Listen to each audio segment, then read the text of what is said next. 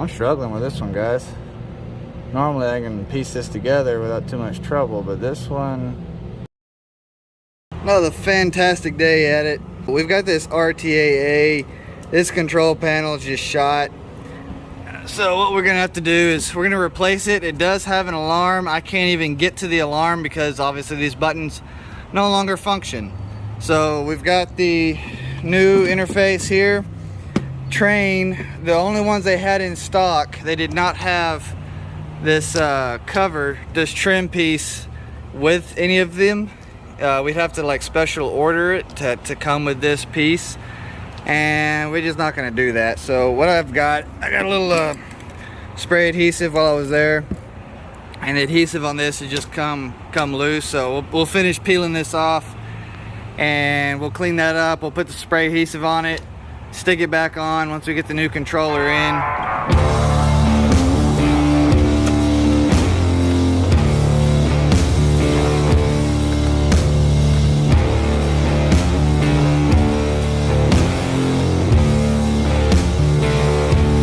Got the old one out, and yeah, pretty nasty. So anyway, we're going to, what I'm going to do, I'm going to take some of these scrubs and I want to clean these surfaces a little bit, that way they have a chance to kind of dry. And look how nasty that is. Anyway, that way by the time I'm done putting the controller back together, all this should be dry and that adhesive will stick like I want it to. That way this trim piece will do its job. You can see the new one there, nice and pretty. And big thing here is you got that sun right up there, and it just beats on that controller all day. And I really wish Trane would have done something to protect those interfaces, but they didn't. I mean, it just, I don't know, it just is what it is. I'm just complaining at that point.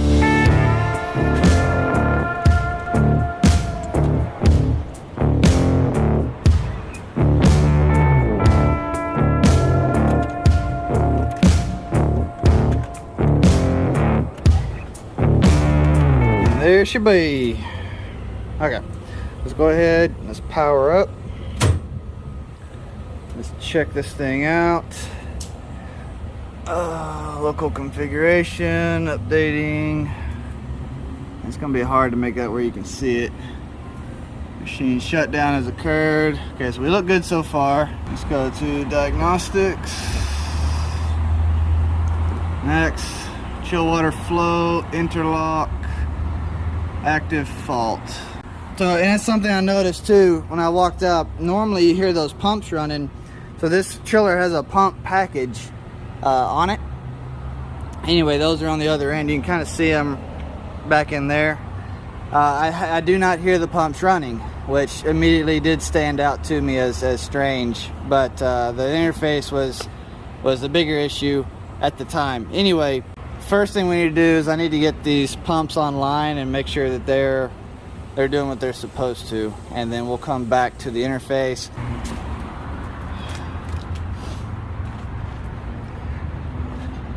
Okay, so they're both in auto. Auto power is on.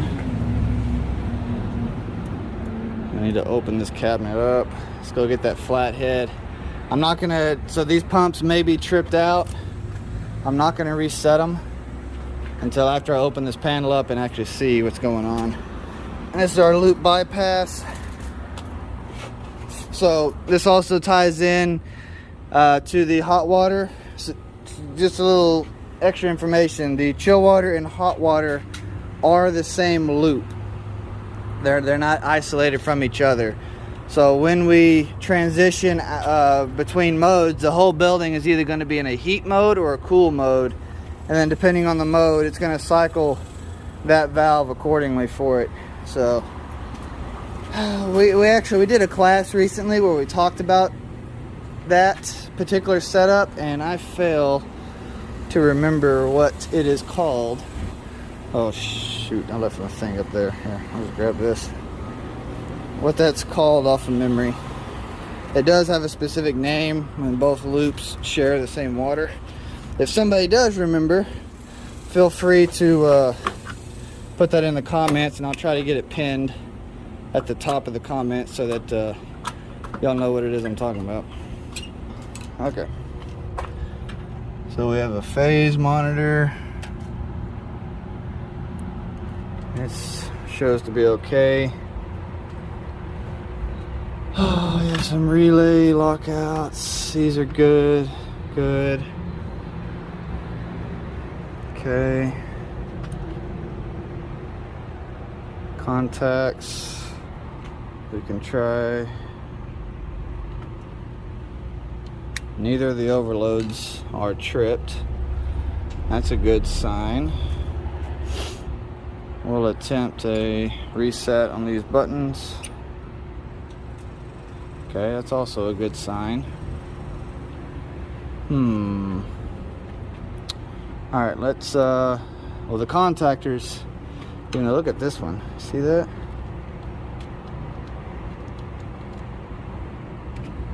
Okay. It almost looked like it's not sitting there right, but okay, let's get the meter. Get the meter and dive in. Let's check across our fuses here. Actually, it's not gonna do me any good. Contactor's not pulled in. Let's go this way. Okay, 480. 480. And 480. Okay, those fuses are good.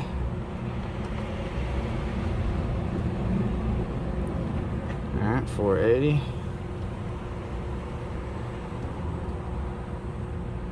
480.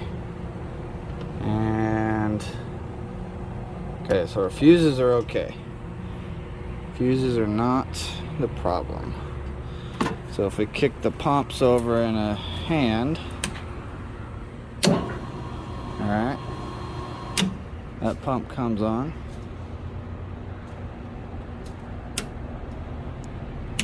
And that pump comes on. Okay, I don't want to leave them there because they should be running in auto. And I don't want that to turn the chiller on. So we're coming through these control wires here. I'm trying to remember how they had this set up originally. Yeah, that wire is coming up to that flow meter.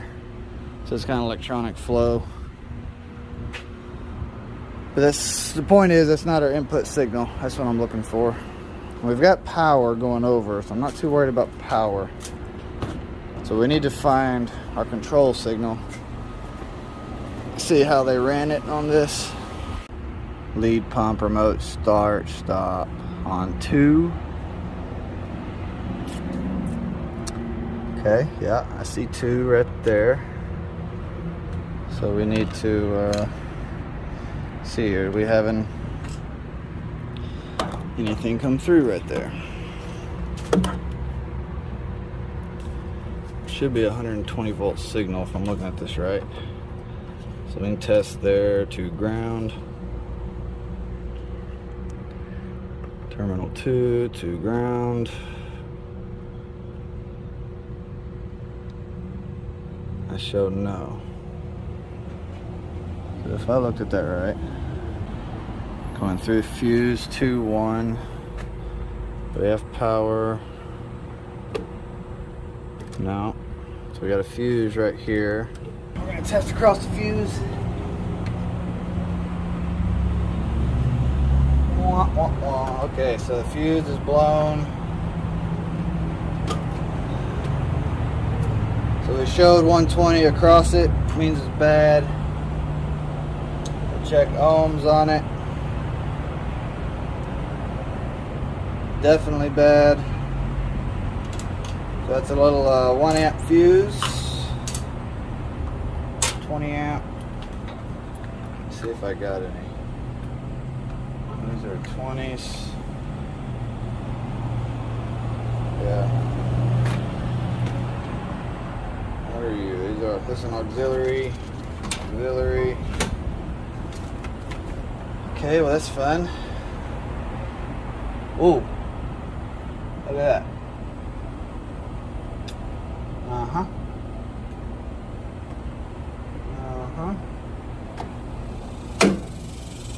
go power there.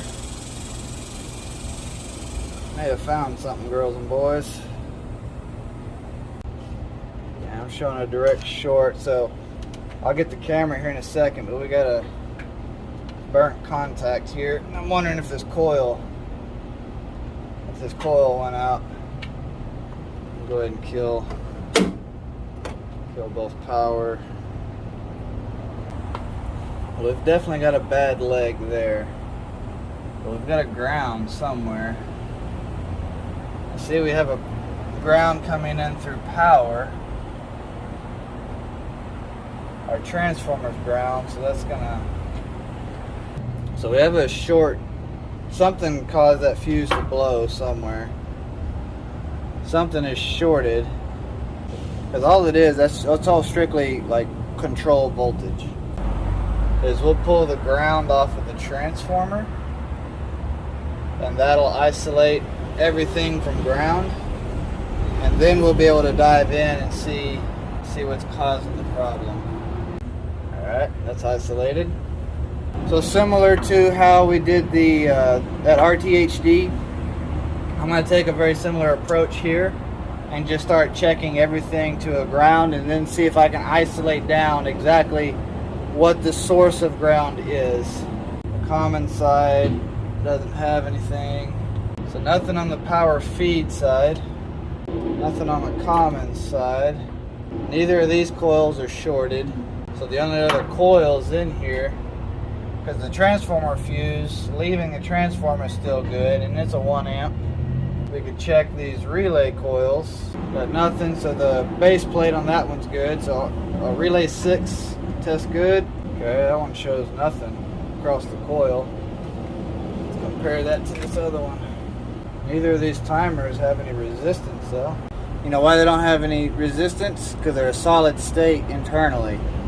That's why they don't have resistance. Okay, oh, they're good. 1.6K, good. Alright. Relay 2. It's good. This one's different. So 2 and 10 are the coil on this one.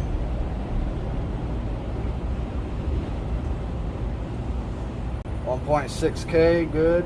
And the reason I'm checking the contacts is because sometimes they'll weld, and I'm looking to see did a short or did something overload because the contact welded. That's all I'm looking for, which so far has not been the case. Well, I can't explain why it popped. It is possible that we had some sort of power issue. Yeah, I mean, if we had like a surge or a brownout, but what's really weird about that is that shouldn't affect the control side of that transformer. That should affect the primary voltage side somewhere. Transformer checks good. The only thing I can explain is this one contact is just burnt. Here, let me grab you. So you can see right back there, it burnt there. These are the common wires for the controls. But the coil checks fine, which is not what I expected. Anyway, that's got to be replaced. What I've done at the moment is that I had to keep going. Looking at the schematic, that fuse only controls our start-stop, which goes back through our chiller up there. What I'm thinking at the moment is I don't have that fuse. It's only a 1 amp fuse. I can keep troubleshooting, but I need to go ahead and I need to get this machine online. I've isolated, or I've turned off pump 2, which is the bad contact. We're going to recommend that be replaced. It's possible something crazy could have happened and the whole thing's a fluke. I'm very cautious and nervous to ever give that diagnosis. What we will do though right now is we will put pump 1 in hand, and we'll get some flow going on the machine. So, or I say that, maybe we won't. Okay, so I have to turn this on. Yeah, this phase monitor is going through that pump's disconnect, so I'll do that. But why did it turn back off? Reset. Okay, reset it. And maybe it may have been because the phase monitor was tripped out. Let's see if it stays on. Nope. Okay. It's looking for a closure back from the flow switch. System flow device. Relay 1, relay 2. What is... Alright, so relay 2 is normally closed. So what triggers R2? So system flow triggers R2 on 4. So if R2 opens, and then if R3T0, I think that's that. Yeah, that's that time delay.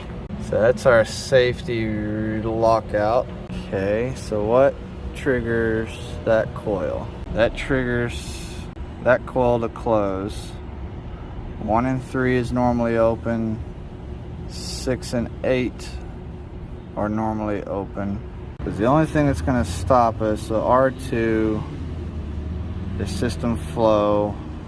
So we hit that coil. So we're needing to de-energize that coil. What fires our contact relays? So when the contactor engages, that's going to close the auxiliary contact, which is this. So that closes. That's already closed. We see flow.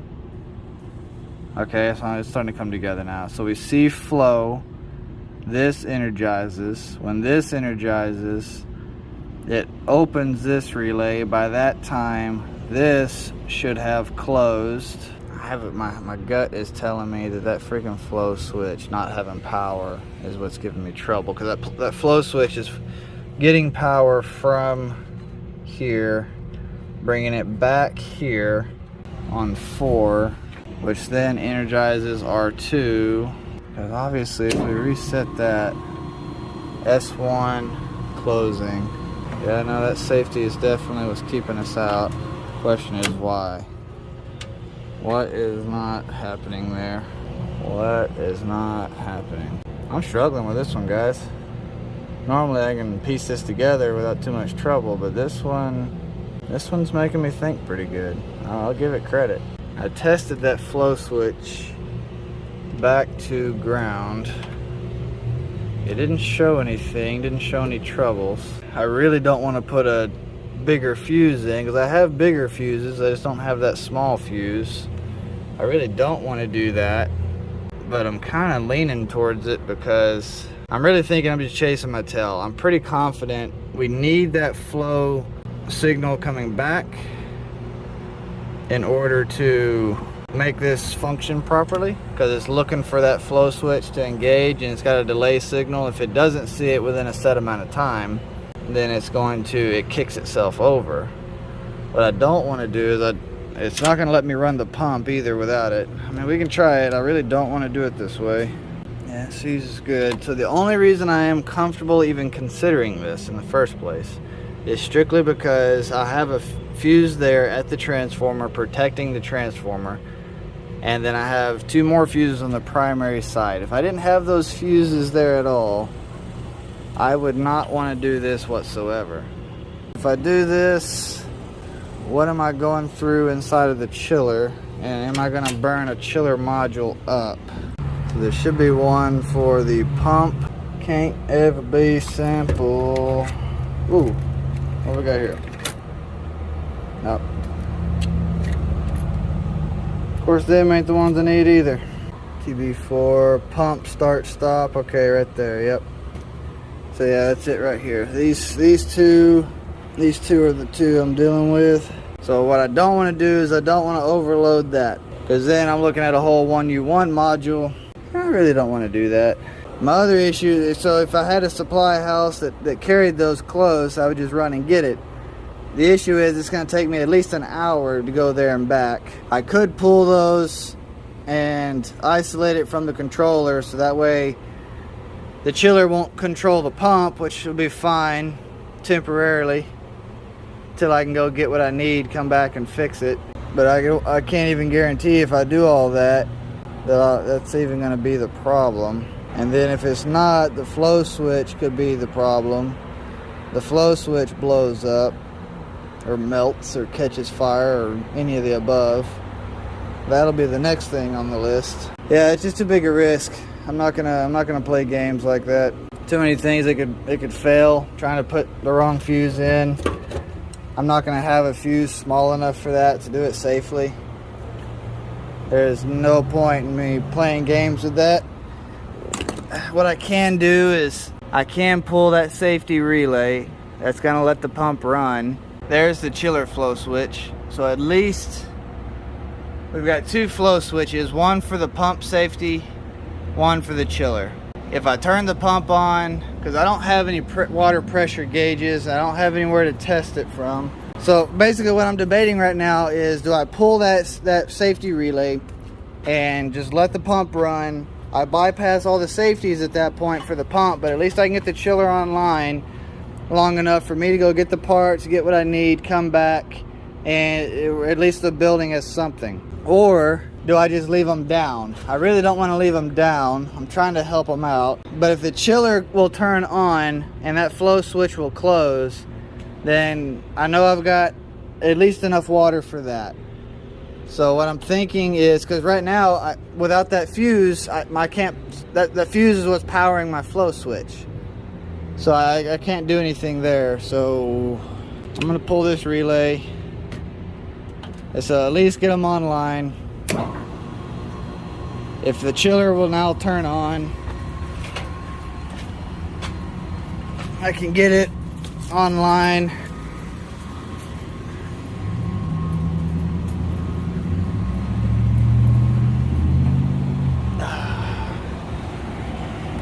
I still have a interlock open, and I did not hear the water. Like normally you can hear the pipes flowing. I didn't hear that at all, which makes me really question if we've lost water in the loop, or if we're bypassing, or what. It's hot today, by the way. I don't know if I mentioned that. So the makeup water for this loop, I couldn't even tell you where that's at. So that didn't close. So did we lose water? Is that what caused our... So that electronic flow switch uses like a heated diode, and that's how it's able to detect flow on those electronic ones. Well, those heated diodes, if you don't have actual flow, you power them up and there's no water in there, it'll cause them to burn up. Because if it's sitting in water, it'll reject that diode's heat. It won't sense flow, but at least it won't overheat. If it's sitting out in air, if there's not enough water to get the heat off of the diode, it'll cause that diode to burn up. I could spend the next couple hours trying to go through the building. So I just need to find a water tap. Do we actually have pressure on the loop? Oh, here we go. Is there a cap on that? Nope. Do I have pressure? I've got pressure. Okay, that's all I wanted to see. I've got it figured out now. Basically, the flow switch for the chiller comes back through this relay before it goes to the flow switch. And it's looking for this R2 to close, which the R2 closes when we get signal back from this panel flow switch saying that we actually have flow from the pump. So no matter what I do, without risking serious damage to the entire control system, I can't just bypass that fuse. It's not as simple as that, and I'm not going to do that to the customer. Regardless, what that also proves is that flow switch for the chiller is closed right now, even though there is no flow on the system. So that switch has gone bad. That flow switch needs replaced. That contactor needs replaced, and then we've got to get those fuses and try to figure out, once we get it back online, what caused that fuse to fail. You know, and I'll probably just buy a box of them and leave a box in here for the customer in the future technicians, including myself. Regardless, I understand what's going on now. We've got several items that we can definitely point as problems, and we'll just go from there. The customer did approve to do all the repairs, so I need to go out. I'm going to pick up the fuses. I'm going to get a replacement contactor And I'm also going to pick up a flow switch as well while I'm out. We're back today. Get the starter changed out, get this fuse in, get that flow switch done. So we're just going to get rolling here. All right, that covers the fuse, that covers the starter. You can see I'd have to break this one apart. Guess I could try it real quick, see if we can see up inside there at the actual contacts. The contact looks pretty rough. You can see right there pretty good too. Just straight burnt. Anyway, that's replaced. Got that in. Let's go do the flow switch real quick, and then we'll get all this power back up, turn the chiller back on. Alright, do I have any friends under here? I don't see any.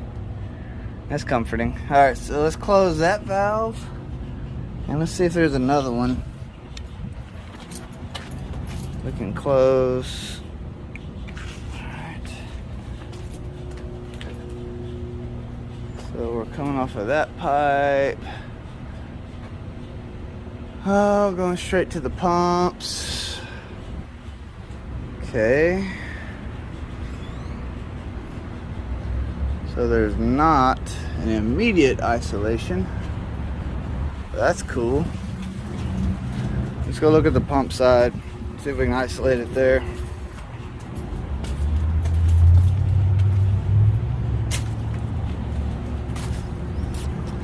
So we can close it here.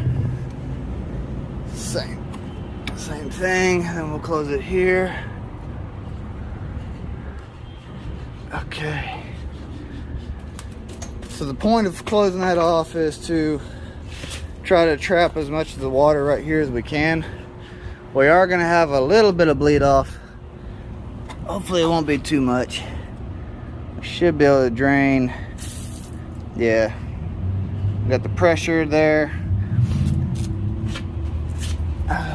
These shouldn't have anything on them. Yeah, that mechanism, see, whenever I move that paddle, it should be clicking. There's no click, like nothing. They did do a good job on that though. They put the backing on there. But there should be some sort of click there, and there ain't. This paddle should do it. These two here. You want to twist the Teflon tape on the direction or in the opposite direction it's going to rotate, so that it doesn't actually, I did do it right the first time, but it doesn't do exactly this. Alright, let me just show you a live demonstration. So as you thread it on, it crumples and unpeels, because I did do this one right. I'm getting myself backwards. It's hot, I'm tired, it's been a long week. What I should have done is do it this way, the way I did the first time. So that way it doesn't allow it to crimple up like that. It'll keep it nice and smooth and even and tight. Take this cap off, get it wired up. Gonna go on the normally open side of the relay. So you want to be careful. This switch does have a little keeper for stranded wire. If that was not there, I would want to put a fork connector on there. But because I have it, I'm not going to worry about it.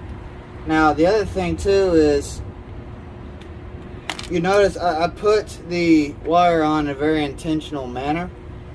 I want to put it to where it curves in the same direction I'm going to be tightening the screw.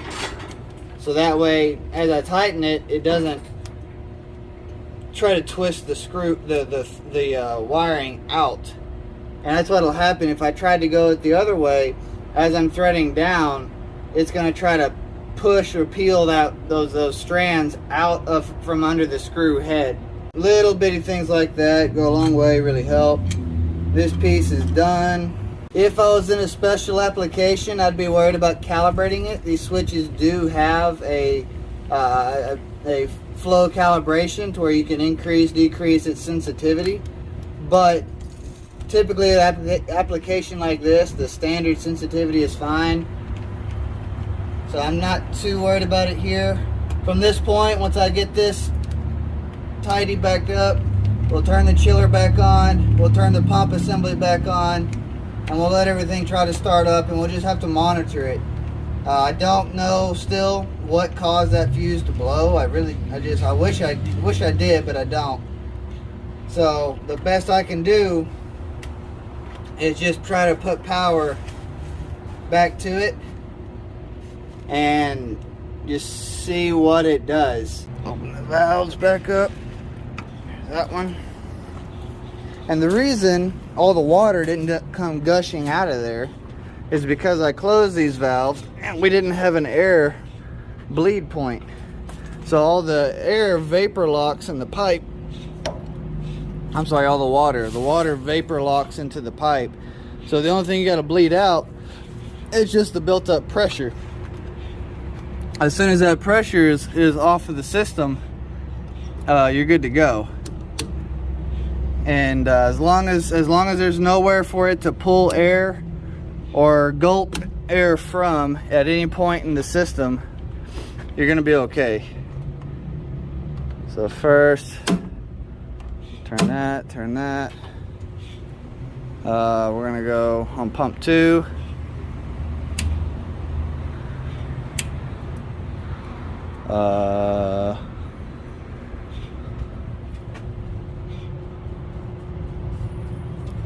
Oh, I got the main chiller off, that's why. Okay. See if I can reach it from here. Let's turn the... Yeah. 6.5 for a reason, baby. Make stuff like that easy.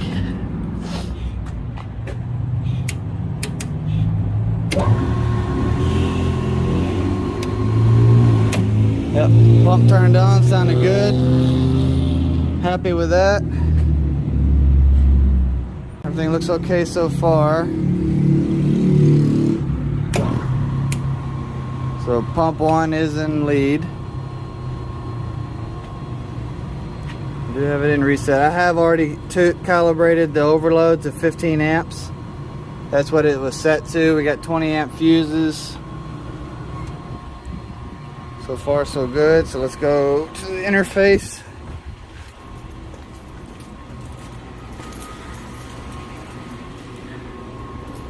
I don't know that I mentioned it, but this is the next day, by the way. By the time I picked everything up yesterday, the day was over, and they didn't want to pay overtime for me to come back and finish. So this is the following day. I'm gonna go ahead and go to stop because I just want to verify some of the parameters before we get too far along. Local 44 set point, no disabled, 10 degree, 8 degree, auto, yep, off delay 2, front panel current limit 120. I would rather that stay at 100, not 120. So we're gonna change that. Can y'all even see this? Yeah, you can kind of see it. External current, no. Low ambient, no. No. Yeah. Alright, that's all those. Service settings. Yes. Balance enable, yes.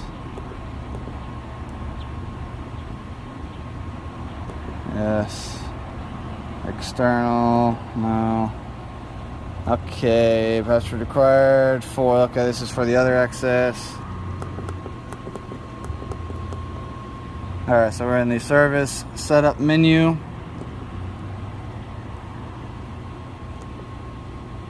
Address, leaving water cutout 3522. Low water temp, gain, enable 90%. Enable, yeah. Superheat, whoa, superheat set point 4 degrees. I'd rather not. So I on these, I personally prefer a minimum of 8. I know you can run it lower, and they're technically designed to run lower. I don't trust it lower, personally. I've just had too many bad experiences, especially with old buildings like this that don't run properly. We'll do 8. That'll be fine. I'm okay with 8. Sometimes I run 12, but I don't go any higher than 12. EXP control, 20, yeah, leaving water, set point, fan. Cool. No, everything looks fine to me. I'm happy with that. I am happy with that. Normally I'd wait to the very, very end for this, but I'm going to say it now. MTT, make time for your family, make time for your kids. Just make time for, you have to make the time for them. You're not going to have the time, you got to make the time. I'm going to keep saying it because it's so important and it's so true. So please, make that time, just MTT for your family. Also, if you want to support the channel in any way, there are links in the description to do so through, I think I've got a Zelle and a Venmo set up. Just whatever works for you, I don't care. I appreciate it all. Every bit of it helps, you know, just make everything I'm doing here more possible on the back end. You can also reach out to me via email if you need any help, support, anything else. So feel free to do that. I don't have a problem with that. I do have a Facebook and an Instagram page for this, but I don't know. I've kind of gotten away from those platforms very heavily, and I barely touch them now. So email is probably going to be the best way to reach me going forward, just in the future. FYI. All right, well, let's get back over to the call. Hopefully we don't have any more alarms after this. It says it's about to start. There it goes.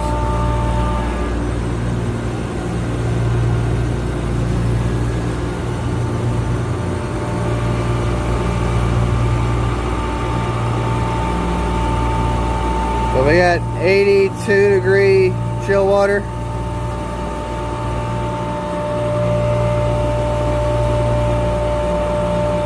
We're on circuit 2.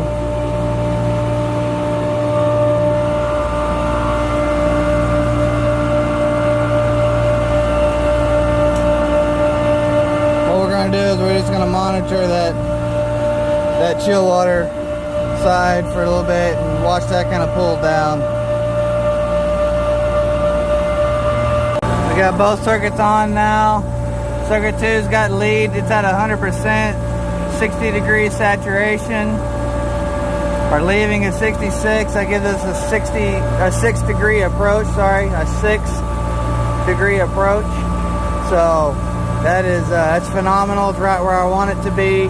If you don't know what I'm referring to and why I'm even looking at approach on this chiller, go check out my chiller approach video I did a week or 2 ago, or something like that. Anyway, I'll link it in the corner as one of the cards. Anyway, we're doing really well. We're pulling down. We started off in the 80s. We're down to 65 leaving, 75 coming in.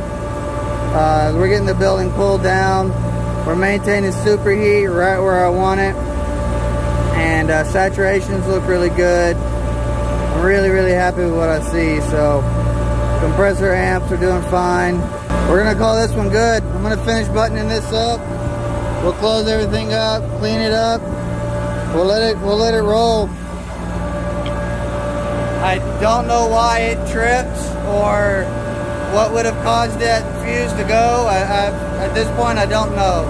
All I can chalk it up to is it did. I've verified everything. I've got it all back online now. Everything looks fine.